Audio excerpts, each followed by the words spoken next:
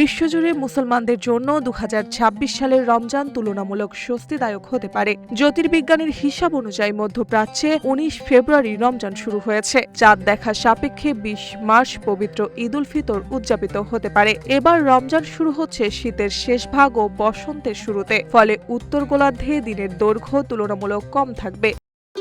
ভবিষ্যৎ হোক নিরাপদ, বিনিয়োগ হোক বিশ্বস্ত, আর আমার পছন্দ সল্ট বে। ওয়েলকাম টু সল্ট বে।